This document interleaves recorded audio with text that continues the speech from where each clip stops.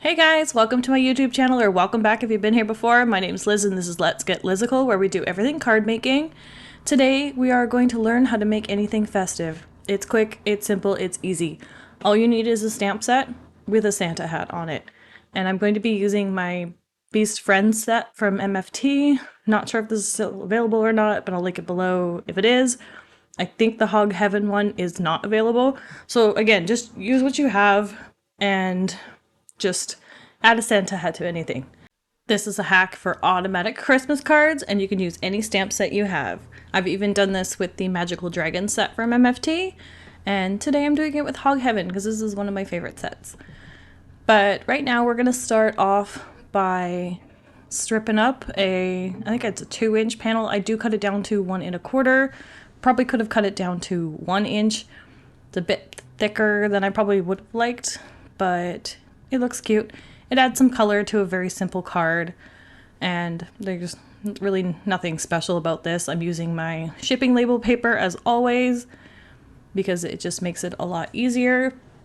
And then I just cut a bunch of 1/4 inch strips in different shades of red and green. The bright green one I actually end up coloring with an alcohol marker because I don't want to use up the green cardstock I just bought. I was just like, okay, let's use up scraps that I have. I can change the color either by ink blending or using alcohol markers, which is what I did here. It leaves a bit of a texture, but I don't mind it so much. It's not that noticeable to me anyway, and it works. So what I'm doing here is I'm just kind of like, I cut longer strips, but I just kind of, ripped them off as I went so that I didn't have to use up those other strips, and I could save those for another project. And then I'm just going to trim this down to I think it's 2 by 5 something.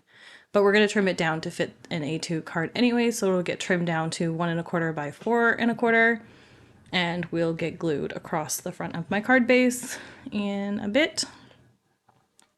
Right now I'm just cleaning up my mess. I try to clean as I go, otherwise my desk gets to be a hot mess. And I'm going to start off by stamping they're like little dancing pigs. But what I'm going to do is I'm going to do some masking techniques with this because I want to add, there's like a little bow in the set. And then I'm going to use the Santa hat from the Beast Friends set. So what I did was I stamped the pig on just like a scrap piece of paper. And then I'm going to lay out, sorry if my head's in the way, I'm going to lay out the bow on his neck, and then the hat will go over the left ear. And then I'm going to make some masks out of just some Post-it notes from the dollar store. Nothing special. I don't use masking paper or anything. The Post-its work for me. So once those are stamped, I'm just going to fussy cut them out with my Fisker scissors, and I just did a 2nd generation stamping. I didn't worry about re-inking it again. I just needed a faint outline so that I can cut it along those lines, and then I just left a bit of a tab so that I could easily pick them up. For the hat, I think I just cut along the bottom edge because that's really all I needed to cover, the bottom and a bit of the fur trim. And then for the bow, I just cut the 2 sides and the top. I really just needed the 2 sides because his chin lines come in a bit further. I have stamped it without masking before, and you don't really notice it after coloring, but it's just a little bit cleaner to mask it off. So I'm going to show you one stamping and masking here, and then I think for the rest of them I stamp all of the hats and bows, and then I stamp the pig 3 times. Yeah. So this is just an easier way to mass produce, because then you're not going back and forth top to bottom. You're just stamping one section, and then you're gonna put your masks on and then stamp your next section. And then once that's done, I am going to color these. I show you coloring 1. I do the other 3 off camera just because I color them all exactly the same. And until I do that, I will just play you guys some music, and I'll come back when that's done.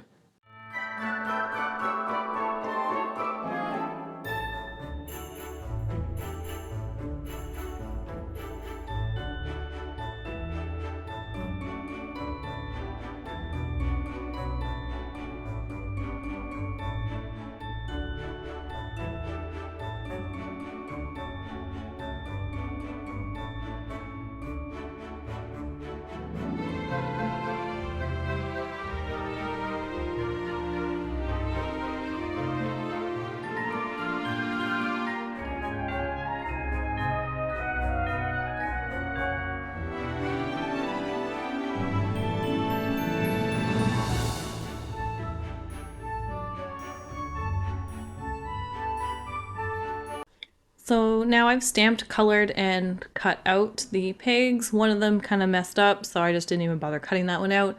The middle one at the top there got a little too close to the foot, but I was just not going to worry about it. It's just missing like a little bit of white at the bottom there. If I really wanted to, I probably could have added like a little bit of tape and cardstock to that and just like fussy cut it around the foot, just add it. It didn't bother me that much, so I'm just gonna leave it. And I put them in the middle just so that it's not like weird off to the side.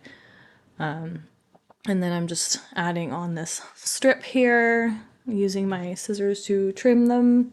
And then I was going to place the pigs and then realized I should stamp my sentiment first, because I always do this. I always like add in all the elements and I was like, oh, I have to add a sentiment to this, and like you risk getting ink on those elements. So I learned my lesson this time, and I'm going to stamp the card base before I add the dimensional pigs.